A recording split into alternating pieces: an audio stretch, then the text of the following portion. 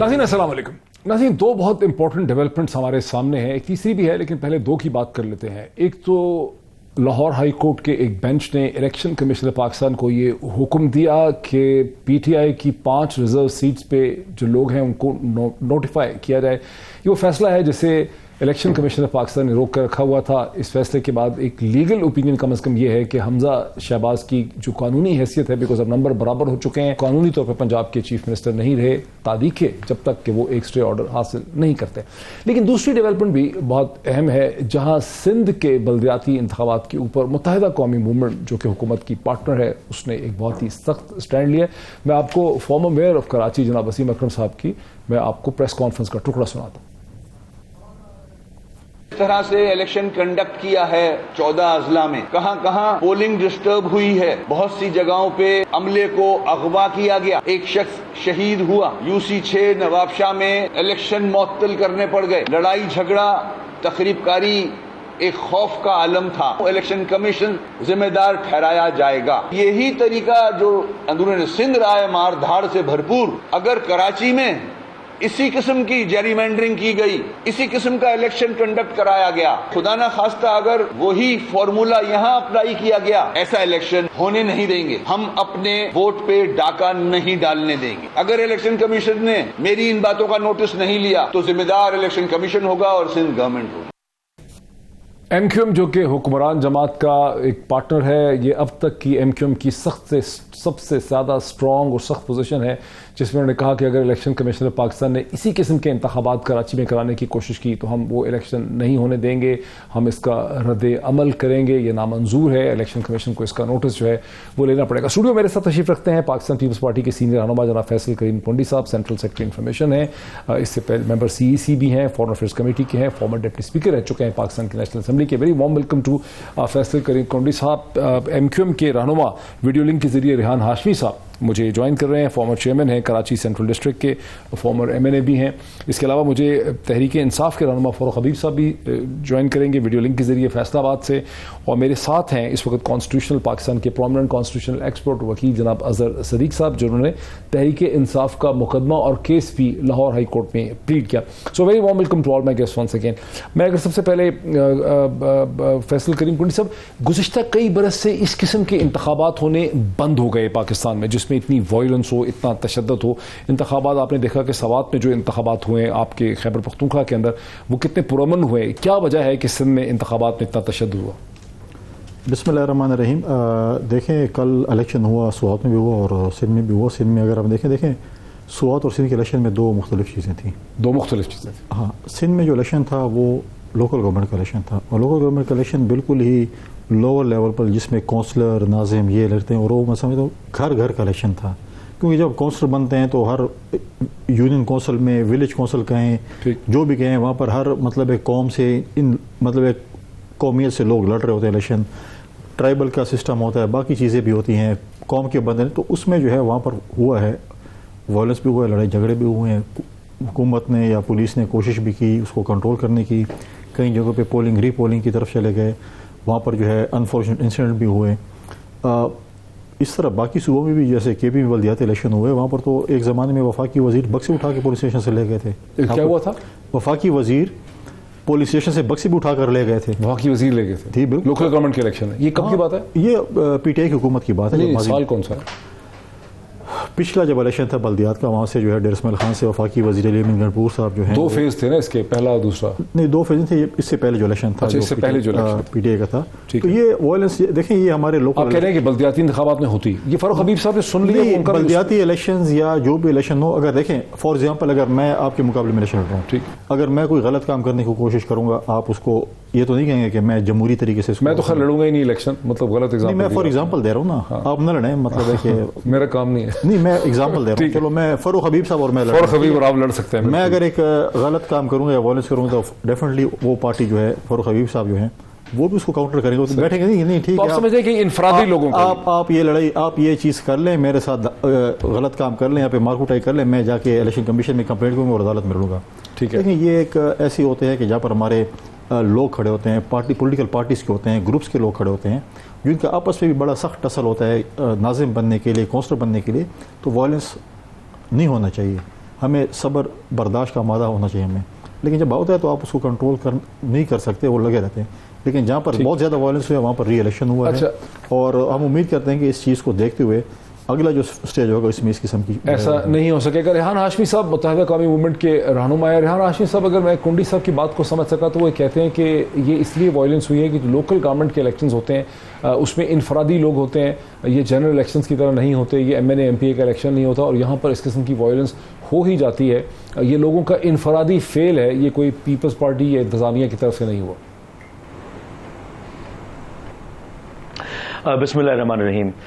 देखें, फैसल गुरीन साहब का अपना एक नुक्ता नज़र है, लेकिन चूंकि पार्टी बेस्ड ख़ास तौर पर जो लोग पार्टिसिपेट कर रहे थे, कंटेस्ट कर रहे थे, उनका आपस में बाहम तसादुम कह लें आप, या जहां पर हुकूमती जमात के लोग इन्फ्लुएंस में थे, इख्तदार में थे, जहां पर एडमिनिस्ट्रेशन को कंट्रोल कर रहे थे, जहां पर पुलिस उनके ज़ेर निगरानी थी, वहां पर इस तरह के वाक़यात कसरत से रूनुमा होते रहे, जिसके सबूत और शवाहिद के हवाले से भी MQM की लीडरशिप ने आगाह किया। दूसरा ये कि ऐसे वाक़यात उसका तदारुक होना चाहिए था, उनके खिलाफ तादीबी कार्रवाई हुकूमती जमात की जानिब से होनी चाहिए थी, चाहे अगर वो कोई इंडिविजुअल बेसिस पे, इनफरादी सतह पे भी अगर कोई कर रहा है शख्स या कोई कारकुन, तो उसके खिलाफ कार्रवाई होनी चाहिए थी। हम इसलिए बावसूख अंदाज में कह रहे हैं कि हमारी बहुत सारी ऐसी जगहें थी, हमारी अपनी कैलकुलेशन है। इलेक्शंस के हवाले से MQM का आपको पता होगा कि हम बहुत ही कैलकुलेटेड मूव कर रहे होते हैं, हर चीज़ की शुमारियात हमारे पास मौजूद होती है, तो इसीलिए हम बड़े वसूख के साथ चीज़ों को अया कर रहे हैं। और जो लोगों ने भी देखा, मूवीज़ आ गई, क्लिप्स आ गई उसकी, ये हमारे लिए इंतहाई तशवीश की बात है। ये सिंध में ख़ास तौर पर माइंड सेट भी डिफरेंट है, और उसकी मिसाल मैं आपको इस तरह दूं कि लोकल गवर्नमेंट के अगर ऐसा होता कि जो थर्ड टियर ऑफ गवर्नमेंट है उसको फ़रोग देने, जो कि आम आदमी के मसाइल को फौरी तौर पर हल करने की जिम्मेदार होती है। पाकिस्तान के 75 साल में एडमिनिस्ट्रेटिव दौर का दौरानिया ज़्यादा रहा और इलेक्टेड लोकल गवर्नमेंट के रिप्रेजेंटेटिव्स का दौरानिया कम रहा, तो इसका मतलब है कि नीयतों का भी मसला है। फिर पार्लियामेंटेरियंस के जरिए मैं समझता हूं, मेरी जमात समझती है, और हर जी शऊर को यह समझना चाहिए कि पार्लियामेंटेरियंस का काम लेजिस्लेशन है, डेवलपमेंट का काम लोकल गवर्नमेंट का होता है दुनिया के तमाम ममालिक में, लेकिन सिंध में यह रिवाज आम है कि पार्लियामेंटेरियंस के जरिए ही डेवलपमेंट का काम कराया जा रहा है। तो local government null and void हो गई, तो जरूरत ही नहीं पड़ी उसकी। और ये कहीं पर यह महसूस भी होता है कि लोकल गवर्नमेंट को काम ना करके देने के बजाय पार्लियामेंटेरियन के जरिए काम करवाना दरअसल ये सियासी मराद की सूरत भी इख्तियार कर जाता है। तीसरा जो हमारा पॉइंट था वो ये, हमारा इत्तफाक राय पीपल्स पार्टी के दोस्तों के साथ हुआ इसलिए कि कुछ कंसेंसस डेवलप हुए, उसमें एक्ट में तरामीम, खासतौर पर 2013-2017 में सुप्रीम कोर्ट के पास गए, सुप्रीम कोर्ट ने एक डिसीजन दिया, ऑनरेबल सुप्रीम कोर्ट के डिसीजन की इंप्लीमेंटेशन करनी थी, इस पर कंसेंसस हुए, वो इंप्लीमेंटेशन नहीं हुई। ऑनरेबल सुप्रीम कोर्ट कहता है कि आर्टिकल 140A का इतलाक हो, लोकल गवर्नमेंट को एम्पावर किया जाए, डेलीगेशन ऑफ पावर हो, नहीं हो सका। फिर आपकी डिलिमिटेशंस के मामलात हैं, तो हमारे वो ग्रीवियंस जो पै दर पै चलते हुए आ रहे हैं वो अब तकवीयत हासिल कर रहे हैं कि जनाब ये तो मुनज़्ज़म अंदाज में इंजीनियरिंग करके। अच्छा रेहान, आप मेरे साथ रहिए, इस्तेमाल करके किया गया। मैंने एक छोटा सा सवाल नहीं, वो टाइम मैंने मैनेज कर, मैं रेहान साहब आप मेरे साथ रहे, ब्रेक के बाद भी मेरे साथ रहिए। मैं ब्रेक से पहले बाकी दोनों गेस्ट को इसमें लेके आना चाहता हूं, और मैं फिर आपसे समझना भी चाहूंगा कि MQM की इस स्टेज पे पॉलिटिकल ऑप्शंस हैं क्या। कुंडी साहब भी आपके साथ सवाल रेज करना चाहते हैं, लेकिन मैं क्विकली अगर फारूक हबीब साहब, इससे पहले कि मैं अजहर सदीक साहब की तरफ जाऊं, अब ये आम तासुर ये है कि जिस तरह से वायलेंस हो गई है सिंध के बल्दियाती इंतखाबात में, इसी तरह से पंजाब में भी हो सकता है, और शायद पंजाब में भी इसी तरह से नताइज हासिल करने की कोशिश की जाए। इस पर आपका क्या रद्द है? नहीं, देखें, मामला ये है कि इन्होंने ये फैसला कर लिया है कि इन्होंने जमहूरियत की खाल पहनकर जो अमली तौर पे काम करने हैं वो इन्होंने किसी आमर से भी बढ़ के करने हैं। पहले बुनियादी तौर के ऊपर आपको अच्छी तरह याद होगा कि जब लोकल बॉडीज़ का ये लॉ लेकर आ रहे थे तो वन वे वन साइड इन्होंने लॉ पास कराया, जिसके ऊपर तमाम जमातें सिंध में इकट्ठी हुई, उन्होंने एहतजाज किया। उसके बाद जब इंतखाबात हुए तो इंतखाबात से कबल प्री पोल रिगिंग शुरू कर दी गई। 800 से ज़ायद लोगों को बिला मुकाबला कामयाब करवाया गया, उनके ऊपर झूठी FIR'ें काटी गई, उनको डराया गया, धमकाया गया, दबाव डाला गया। पुलिस का, इंतज़ामिया का, पीपल्स पार्टी की सिंध में हुकूमत ने भरपूर इस्तेमाल किया। ये किसी से ढका छुपी चीज ही नहीं है, और ये इसको बैठ के जस्टिफाई किया ही नहीं जा सकता। जो चीजें कल आपकी कैमरे की आंख ने दिखाई, ये कभी भी नहीं हो सकता कि आप कह दें ये लोकल बॉडीज इलेक्शन है। लोकल बॉडीज इलेक्शन में तशद्दुद भी होता है, लोगों को गोलियां भी मारी जाती हैं, उनकी जानें भी ले ली जाती हैं। इस एक्ट को जस्टिफाई कोई कर ही नहीं सकता। इसमें सिंध हुकूमत ने तो ये काम करना ही करना था। अंधेड़ नगरी चौपट राज है, वहां पर किसी से ढका छुपा नहीं है। लेकिन इलेक्शन कमीशन का किरदार जो है इसके अंदर खामोश तमाशाई का बना रहा। जो डस्का की रात सारी रात जाके नोटिस ले लेते हैं, इलेक्शन नल एंड वॉइड हो जाते हैं। अभी तक जो सिंध में इलेक्शन कराया गया ये इलेक्शन नहीं है, ये सिलेक्शन है। आपने लोगों की जानें लेके ये सिलेक्शन करवानी थी तो आप वैसे लिस्ट जारी कर देते कि ये इनके उम्मीदवारान हैं, ये चेयरमैन होंगे, ये नाजमीन होंगे, इनको नोटिफाई कर दिया है। जिस किस्म के काम यहाँ पर हो रहे हैं वो तो किसी से ढके छुपे ही नहीं है। आपने लोगों की जानें भी ले ली, सर भी फड़वा दिए, लोगों की टांगें भी तोड़ दी, किसी को जख्मी कर दिया, और आपने नुकसान अलग से लोगों का जानी माली किया। उस अमन अमान कायम करने की जिम्मेदारी सिंध हुकूमत की थी, पीपल्स पार्टी की हुकूमत थी, जो नाकाम रहे हैं। पूरा इन्होंने धौंस से जबर से इलेक्शन छीना है, लोगों के मैंडेट पे डाका मारा है। खैबर पख्तूनख्वा के अंदर 2 फेजेस के अंदर ये बलदियाती इंतखाबात हुए, कितने लोग कत्ल हो गए। हर इलेक्शन, आपका जो आर्गुमेंट हर इलेक्शन पूरा सामने आ गया। फर्क मेरे साथ रहे जरा, मुझे हाँ ठीक है, नहीं आप मेरे साथ ही हैं। ब्रेक के बाद भी मुझे, ब्रेक से पहले अजहर सदीक साहब, मैंने पहले तो आपको मुबारकबाद हो कि आप उस लीगल टीम का हिस्सा थे लाहौर हाई कोर्ट में, जिसने बिलाखिर ऑर्डर हासिल किया, मजबूर कर दिया इलेक्शन कमीशन ऑफ पाकिस्तान को कि जो 5 PTI के नॉमिनीज़ हैं जो ऑटोमेटिकली जिनको हो जाना चाहिए था, उनको कहा कि नोटिफाई कर दें। मैंने एक प्रेस टॉक सुनी जिसमें आप भी थे, बैरिस्टर अली जफ़र भी थे, जिसमें बैरिस्टर अली जफ़र का इस्तदलाल ये था कि हमजा शहबाज अब पंजाब के चीफ मिनिस्टर कानूनी तौर पे नहीं रहे हैं। एक तो नंबर्स के हवाले से उन्होंने बात की तावक के वो एक स्टे ऑर्डर हासिल कर लें इस कोर्ट के डिस्प्ले। इसकी थोड़ी सी वजाहत करें कि नंबर्स गेम तो 173 नहीं होगी दोनों तरफ से, तो किस तरह से हमजा नहीं रहे चीफ मिनिस्टर?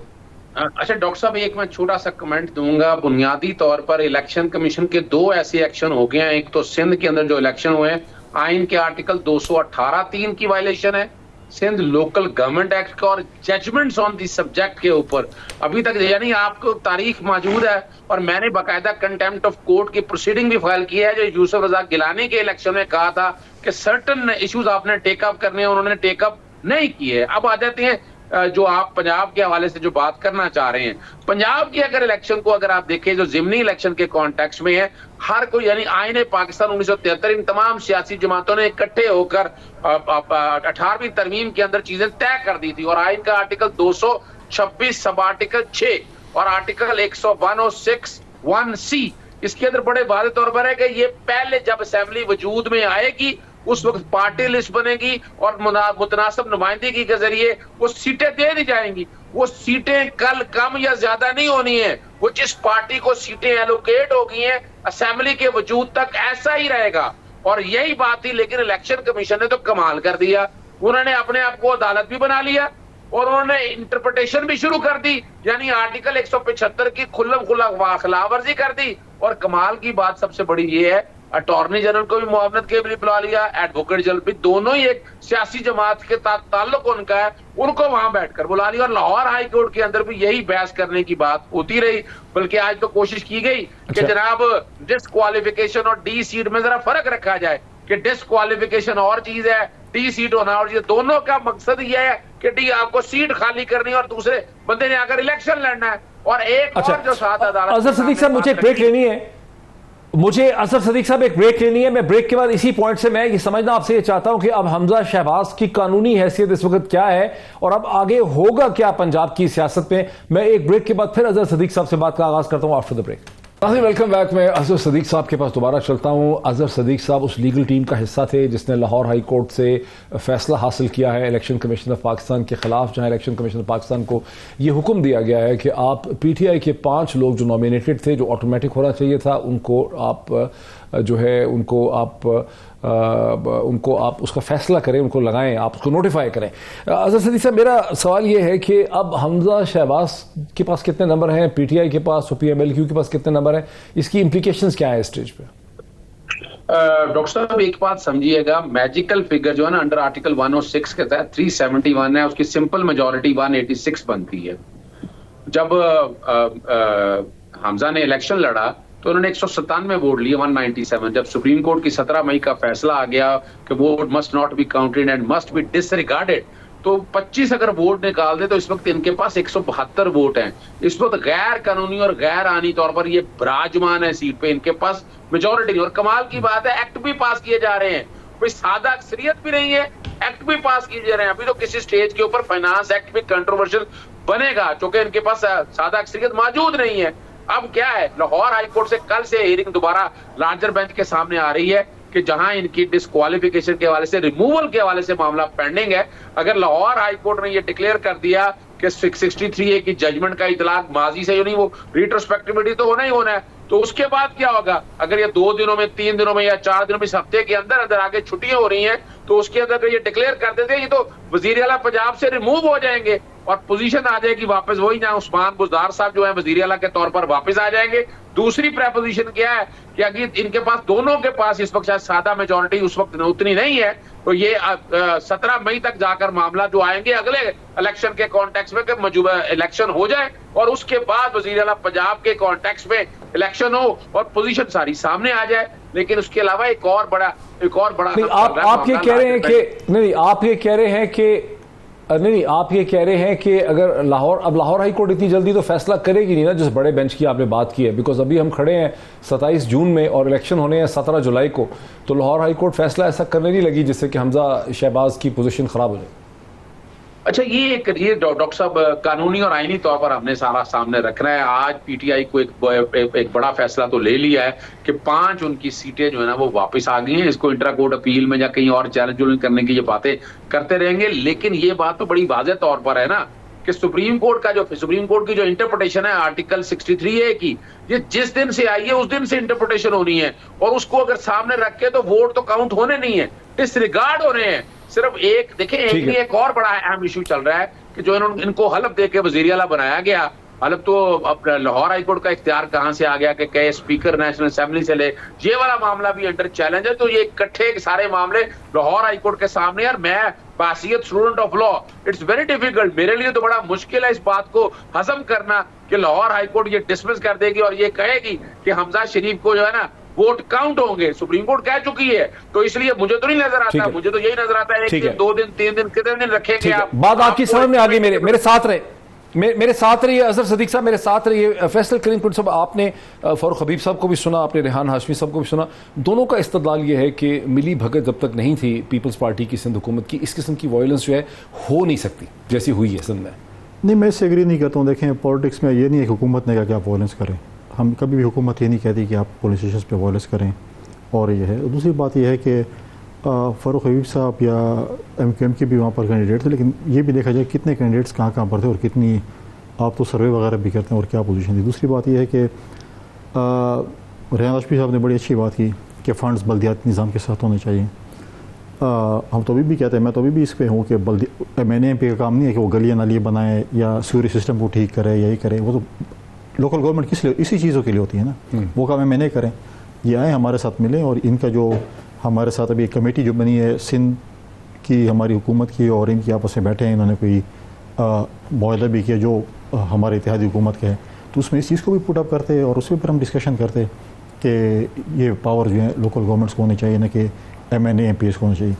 प्रॉब्लम हमारे साथ ये है कि अगर मैं MNA-MP हूँ, मैं कहता हूँ मेरा इख्तियार, सब इख्तियार मेरे पास हो, लोकल गवर्नमेंट को मुझे नहीं देने चाहिए। अगर मैं नहीं होता हूँ तो फिर मैं कहता हूँ यार अब लोकल गवर्नमेंट को होनी चाहिए।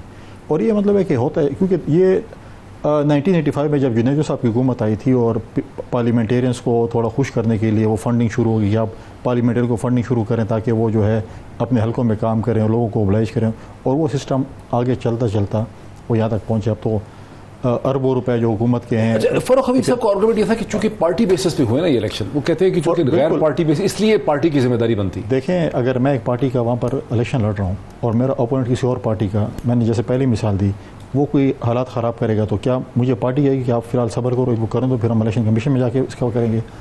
ऑन स्पॉट देखें, आपकी पार्टी के लोग भी होंगे, सब कुछ होंगे, क्या ये ओन करते हैं जो KPK में जो कुछ हुआ? आपके अपने एक अक़लियत के मेंबर ने एक अपने MPA को कत्ल किया अपने आप को मेंबर बनाने के लिए। ये कब की बात है? पिछली जो इनकी अभी असम्बली थी, उन्होंने एक अक़लियत के मेंबर ने अपने एमपीए को कत्ल किया ताकि उसका सेकंड नंबर था ताकि वो एमपीए बन जाए, और फिर उसको गालिबन सज़ा हुई थी, जेल में भी था, ये हुआ। ठीक है, अब ये तो पार्टी ने उसको नहीं कहा कि तुम जाके ऐसे करो, ये इक़दाम करो, पार्टी ने नहीं किया। आज इनके एक एमपीए हैं फैसल जमान साहब, उनके ऊपर दावा है कि उन्होंने अपने पार्टी के 2 लोगों को कत्ल किया, अपनी पार्टी के। हाँ, और वो इल्ज़ाम है, आप कह रहे हैं? इल्ज़ाम है, मैं ये कह रहा हूँ इल्ज़ाम है। वो प्रोडक्शन ऑर्डर पर आए, एमपी हॉस्टल में थे, 40 दिन तक एमपी हॉस्टल में थे, कोई इजलास नहीं था, वहाँ से वो फरार हो गए। मैं तो नहीं कहता कि इनकी पार्टी ने इनको कहा होगा कि वो करें। फैसल जमान जी, इनकी अपने पार्टी के अपने ही जो फॉर्मर फेडरल मिनिस्टर हैं अली अमीन गंडापुर, उसके ऊपर अपने ही लॉ मिनिस्टर के खुदकुश हमले के इल्ज़ाम है, उनकी अपनी फैमिली ने किया हुआ है। उसको पार्टी ने तो नहीं कहा होगा, उसके ऊपर भी इल्ज़ाम है। ठीक है, उसके ऊपर भी एकदम ठीक है। तो ये पार्टीज नहीं कहती कि आप ये इकदाम करें, पार्टीज कभी भी ये नहीं कहेंगी, लेकिन अगर कोई इंडिविजुअल एक्ट करेगा तो उसका ये मतलब तो नहीं है कि उसके ऊपर पार्टी सो बेसिकली प्रॉब्लम ये है कि अब ये कहते हैं कि जिन्होंने किया इनकी हुकूमत थी, ये थी, वो थी। ऐसे तो कल के स्वात के इलेक्शन में भी एएनपी ने कहा है कि हमारे साथ धांधली हुई है, आप उसको एडमिट करते हैं? उसको तो आप एडमिट नहीं करेंगे क्योंकि आपका कैंडिडेट जीत गया। लेकिन जहाँ पर आप लोग हार गए बुरी तरह, आप कहेंगे कि यार ये तो हमारे साथ बहुत ज्यादा हो गई।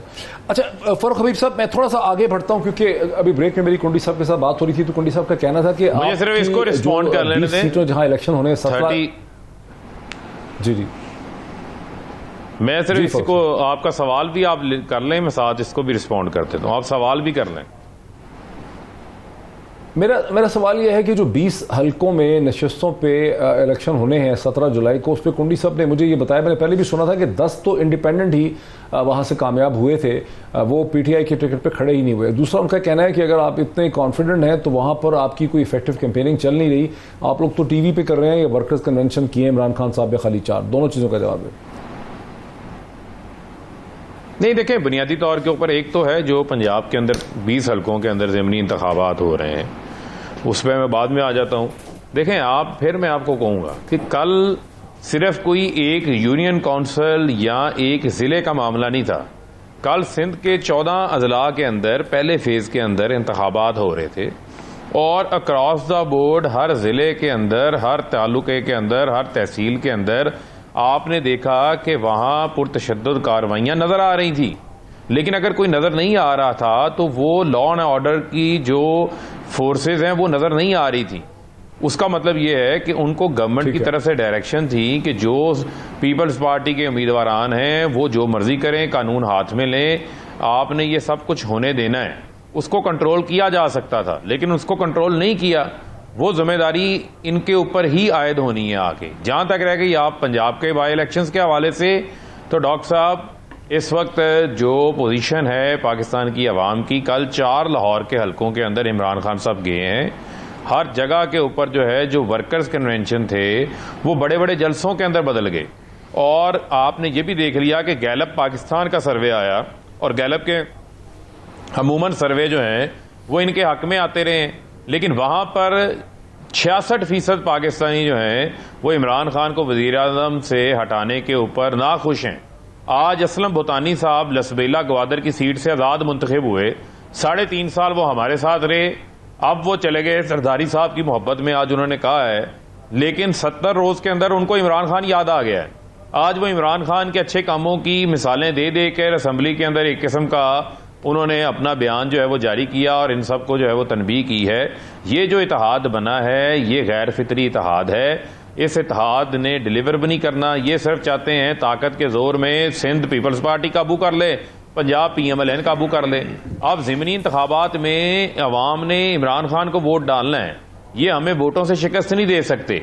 बाकी दूसरा पैरालेल नहीं, लेकिन कैंपेन क्यों रन नहीं कर रहे? ये कह रहे हैं कि आपको तो 20 जलसे करने चाहिए थे, कैंपेन बड़ी इफेक्टिव रन करनी चाहिए थी।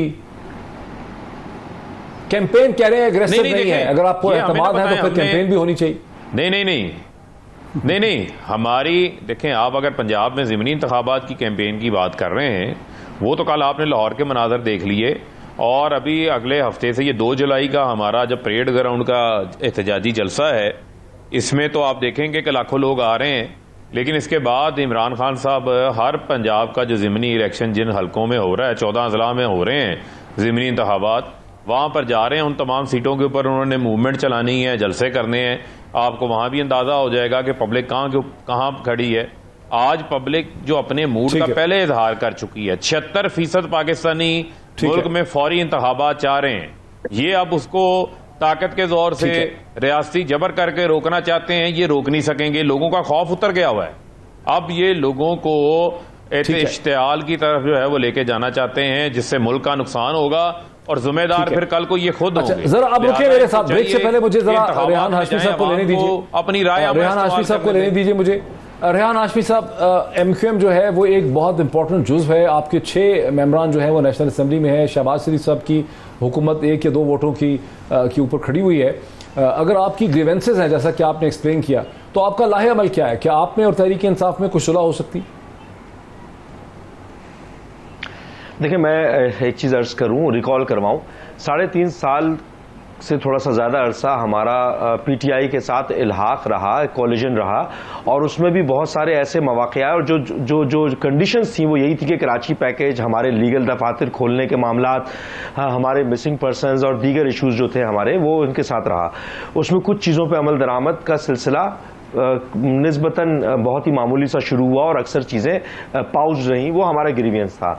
लेकिन उस वक्त भी हम ये कहते थे अपने शदीद रिजर्वेशंस के बावजूद भी कि मुल्क की जो सूरत हाल है अंदरूनी और बैरूनी, तो हम कतई तौर पर नहीं चाहते थे कि कोई ऐसी सूरत हाल पैदा हो कि जो कि अनरेस्ट की तरफ जाए, केओस या अनार्की क्रिएट हो, या मुल्क अदम इस्तेहकाम की तरफ जाए, हमारी बिल्कुल नेक नियति के साथ। लेकिन जब PTI ने अपनी ही आदादी अक्सरियत बरकरार नहीं रख पाए, तो हमारे लिए, क्योंकि हम देखें किसी के साथ हमने अगर कोलिजन किया तो हमें अपने वोटर्स और सपोर्टर्स को, क्योंकि लोगों ने बोलना शुरू कर दिया था कि जनाब आपको जब आउटकम नहीं मिल रहा तो आपके रहने का क्या फायदा, आप इधर से हटें।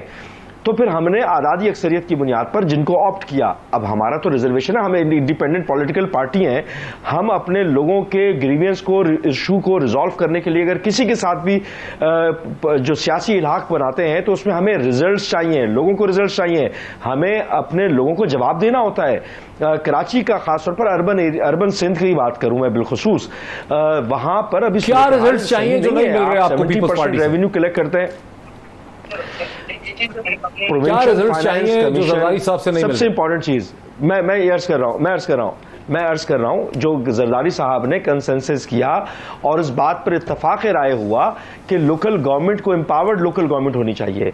ये इत्तफाक राय हुआ कि हमारे मैंडेट को तस्लीम किया जाएगा। ये इत्तफाक हुआ कि जो हमारे लीगल दफातर हैं, वो चाहे वो फेडरल सब्जेक्ट हो या प्रोविंशियल सब्जेक्ट हो, उसके ऊपर उसको रिड्रेसल किया जाएगा। जो यहां पर सूरत हाल है हल्का बंदियों के हवाले से, उसमें हमारी शदीद रिजर्वेशन है, हमारी आबादी को नहीं गिना जा रहा, जिसकी वजह से हमारी सीटें कम है यहां पर लोगों की, और लोग जो बुनियादी जो नेसेसिटी है, बेसिक नेसेसिटी से महरूम है, पानी के मामला से महरूम है, रोजगार के जराये से महरूम है, कोटा सिस्टम हम पे मुसल्लत हुआ है। यहां का एक नौजवान पढ़ा लिखा वो बाइकिया चला रहा है, फूड पांडा की नौकरी कर रहा है, तो हम क्या करें? हमारे पास सियासी रस्ते के अलावा क्या है? अच्छा, यहां पर कराची और अर्बन सिंध की अगर हम बात करते हैं तो यहां पर बसने वाला चाहे वो किसी भी जबान का हो, लेकिन कराचीआइट हो, तो हम उसकी बात कर रहे हैं। अगर एक गली में पानी नहीं आ रहा तो वहां पर रहने वाला सिंधी हो, पंजाबी हो या उर्दू स्पीकिंग कम्युनिटी से ताल्लुक रखने वाला हो, सभी महरूमी का शिकार हो रहे हैं। हम तो पूरे कराची और अर्बन सिंध की बात कर रहे हैं। ये वो कोर इशूज थे जिसकी वजह से, और नहले पे दहला ये कि जो सिंध में इंतखाबात हुए और जिसमें जो इंस्टीट्यूशंस थी उनको जिस तरह मिसयूज किया गया, और मैं मौजरत के साथ ये कहता चलूं कि ये रिवायत बनती गई है, रिवायत बन चुकी है कि पॉलिटिकल विक्टिमाइज किया जाए। कहीं पर तो आपने देखा है माजी में, अगर आप माजी के झरोकों में जाएं तो वहां पर बेबुनियाद FIR इन रेहान हाशमी साहब बहुत शुक्रिया। रेहान हाशमी साहब बहुत शुक्रिया। मुझे अंदाजा हुआ है कि MQM जो है वो खासी भरम है, बहुत नाराज है। MQM समझती है कि उसकी बहुत सी ग्रीवेंसेज हैं, उनसे जो वादे किए गए, जो कमिटमेंट्स की गई हैं कराची शहर के हवाले से, सियासत के हवाले से, पीपल्स पार्टी की तरफ से, वो वादे पूरे नहीं हुए। और MQM एक पॉलिटिकल रिप्रेजेंटेटिव जमात है कराची हैदराबाद के लोगों की, और वो अपना एक लाहे अमल जो है वो इख्तियार कर सकती है। बहुत शुक्रिया रेहान हाशमी साहब। मैं ब्रेक लेता हूं, ब्रेक के बाद डिस्कशन को कंटिन्यू करते हैं आफ्टर द ब्रेक। नाज़रीन वेलकम बैक। मेरे पास कोई अंदाज़न 8 मिनट है, इसलिए मैं तेजी से चलना चाहूंगा। फैसले करीम कोंडी साहब, ये लग रहा है कि आप तो बहुत रिलैक्स्ड हैं, पूरे इत्मीनान। लोग समझते हैं कि चूंकि आप इसलिए रिलैक्स हैं कि पीपल्स पार्टी के ऊपर प्रेशर नहीं है, सारा प्रेशर आपने प्राइम मिनिस्टर जो है वो PMLN का, लॉ मिनिस्टर उनका, इंटीरियर मिनिस्टर उनका, फाइनेंस का मिनिस्टर उनका, आप तो रिलैक्स कर रहे हैं। मतलब बिस्प आपके पास है, फॉरेन मिनिस्ट्री आपके पास, इसलिए आप टेंशन में नहीं है। PMLN के लोग एजिटेटेड नजर आते हैं। आज ख्वाजा आसिफ साहब की तकरीर आप देखें पार्लियामेंट में, गम गुस्से से भरी, कैनेडा के खिलाफ तकरीर कर दी उन्होंने।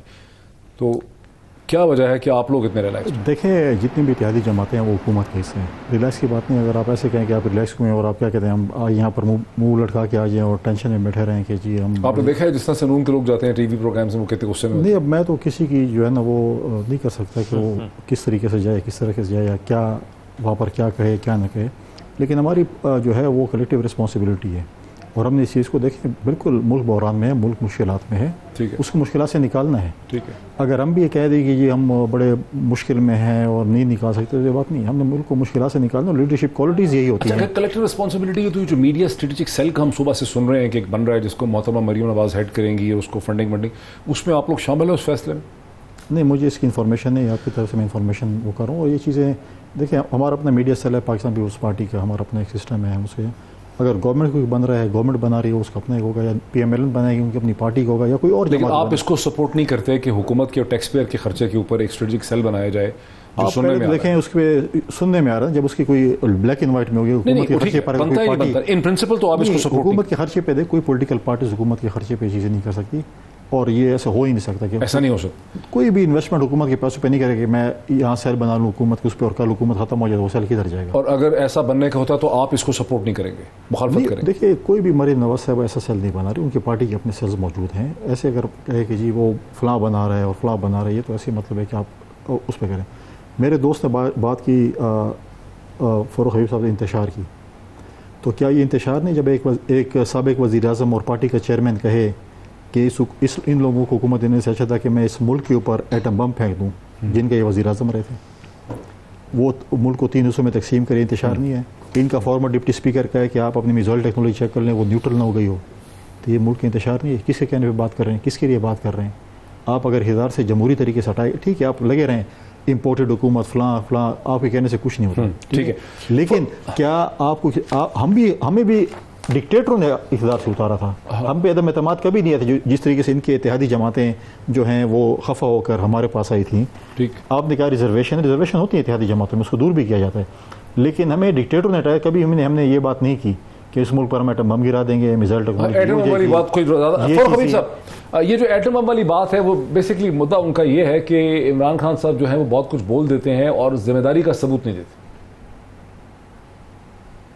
नहीं, देखें, इमरान खान से तो जिम्मेदार इस मुल्क के अंदर और कोई पॉलिटिशियन ही नहीं है और कोई क़यादत ही नहीं है। गैर जिम्मेदारी के सबूत तो ये देते रहे हैं, संधू देश की बातें ये करते रहे हैं, जिस किस्म की नवाज शरीफ मरियम सफदर स्टेटमेंट देती रही है। इमरान खान ने तो किसी को कुछ कहा ही नहीं है, उन्होंने तो जिम्मेदारी का हमेशा जो है वो सबूत दिया है। लेकिन मामला देखें क्या है, ये तो रिलैक्स है, आपने ठीक कहा, ये तो खुदकुशी जो है वो की है PMLN ने, और आज आप सड़कों पे निकल के जो उनका अशर नशर है पंजाब में वो आप देख लें, ये तो वहां पे खुश हैं। इन्होंने तो एक तीर से जो है वो 2 शिकार किए हैं और ये मजे ले रहे हैं, रिलैक्स बैठे हुए हैं, और इनको कंसर्न भी नहीं है कि पाकिस्तान की आवाम के ऊपर क्या गुजर रही है। लोगों का आज 7 रुपये बिजली का रेट जो है वो नेपरा ने बढ़ा दिया है। ये जो मई के बिलों के अंदर फ्यूल एडजस्टमेंट की मद से लग के पैसे आएंगे, इनको क्या फिक्र है? इनके तो जो है वो लल्ले तलल्ले उसी तरीके से जारी हैं, हुकूमती अखराजात भी उसी तरह से जारी हैं। आज शहबाज शरीफ ने खबर चल रही थी कि तमाम जो है वो इत्तेहादी पार्लियामेंटेरियंस को वज़ीर आज़म हाउस में अशाइये के ऊपर जो है वो बुलाया हुआ है। अब खाबे भी खुल गए हैं, रोटियां भी खुल गई हैं, और अवाम के पैसे का ज़िया भी हो रहा है। 70 अरब रुपया पार्लियामेंटेरियंस को दे रहे हैं। दूसरी जानिब सुपर टैक्स लगाया जा रहा है, जो टैक्स ऑलरेडी दे रहे हैं उनके ऊपर मजीद टैक्स लगाया जा रहा है। 70 अरब रुपये दे रहे हैं आपको ये कह रहा हूं कि इनकी सिमत 70 अरब रुपया रखा हुआ है इस बजट में, इनकी सिमत कोई नहीं है। दूसरा, डॉक्टर साहब, सैलरीड क्लास आपके ऊपर टैक्स लग गया है। जो 40,000 आमदन वाला है वो ये कहते हैं गरीब है, उसको बेंजे इनकम सपोर्ट से 2,000 रुपया दें जी, 2,000 रुपया उसकी इमदाद करें। यानी उस 2,000 से उसने दवाई भी लेनी है, बिजली का बिल भी देना है, उसने जो है वो आटा भी खरीदना है उस 2,000 से। लेकिन जिसकी तनख्वाह 50,100 रुपया है उसके ऊपर 2.5% टैक्स भी लगा दिया है। वो 2.5% उससे वापस भी ले रहे हैं टैक्स की मद के अंदर। 40,000 वाला गरीब है, 50,100 तनख्वाह वाला इनके नजदीक अमीर हो गया है। ये पता नहीं किस किस्म की इकोनॉमिक्स है इनकी, किस किस्म का गवर्नमेंट चला रहे हैं। सिर्फ ये रिलैक्स क्यों रिस्पॉन्ड करना चाह रहे हैं कुंडी साहब, इनको NRO 2 मिल गया है। नैब तरामीमी बिल पास हो नोटियां डाल गया रहे है, हैं। केसेस बंद हो गए हैं, पापड़ वाले का, फलूदे वाले का कोई आज नहीं इनको पूछेगा, वो नैब याद आ रहा फ्लैटों का है नहीं जिस पूछा नैब जाएगा, के नवाज शरीफ के पीछे केसेस माफ जिस हो नैब जाएंगे। ने बीआरटी पेशावर की करप्शन के खिलाफ इंक्वायरी शुरू की थी, तो ये सुप्रीम कोर्ट के भी छुप गए थे कि तो हम इस नैब को नहीं उस मानते। नैब BRT को पेशावर कहे की ना जरूरत कि थी। आप जाएं, आज वो लोग बोल और रहे हैं आपने जिनका तो वजीर नैब आजम के कहता हाथों था कि मैं बांध के टमाटर और नैब को प्याज बंद के रेट कर के लिए यहाँ पर आया हूँ, आज इनको गिला किस टमाटर बात प्याज का याद आ कर गए रहे हैं, हैं, कुंडी साहब? आज इनको सरकारी नहीं, मुलाजमीन एक याद आ मिनट, गए एक जिनको मिनट। इन्होंने बेरोजगार कुंडी किया था। साहब, इन्होंने चलें, लोगों लॉजिकल को बेरोजगार बात किया करते था। हैं ना, हम आर्गुमेंट आज के भी साथ, फख्र से इल्जाम कहते बराए हैं इल्जाम कि को हमने छोड़ सरकारी देते हैं। मुलाजमीन की हमेशा कुंडी तनख्वाह साहब, बढ़ाई है, हमने उनको कंफर्म कुंडी किया जो साहब, भी इल्जाम कॉन्ट्रैक्ट बराए इल्जाम को हमने छोड़ देना, सरकारी एक मिनट मुलाजमीन की जरा जेलें काटी सुन हैं। लेना। हम आज भी सरकार हम आज भी अच्छा, लोगों को सुन ले। जॉब अच्छा, देंगे, चाहे हमें 10 साल जेल लगा मैं जाए। क्विकली एक मिनट, अजहर कुंडी सदीक साहब, साहब, सुन बहुत ले। ही क्विक, टाइम बड़ा कम है नहीं, मेरा जरा सवाल ले लेना सर, वो टाइम बड़ा कम है। आप अजहर ये सदीक साहब, BRT क्या का कहते तहरीक हैं, इंसाफ इस जो BRT कैंपेन चला रही डॉक्टर साहब, है, एक मिनट,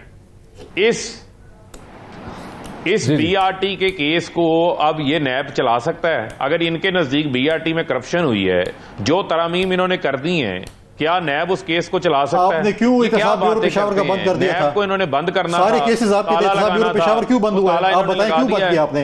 अब आप ये तो क्या- शफाफ अब ये लोग किस बात का हैं, रोना आपने रोते पेशावर हैं? का क्यों एहतसाब ब्यूरो बंद किया है? क्योंकि सारे केसेस आपके थे। अजहर सदीक साहब का लास्ट कमेंट ले लें। अजहर सदीक साहब, 17 जुलाई को क्या होने जा रहा है पंजाब में? आपका क्विक कमेंट, फिर बात खत्म।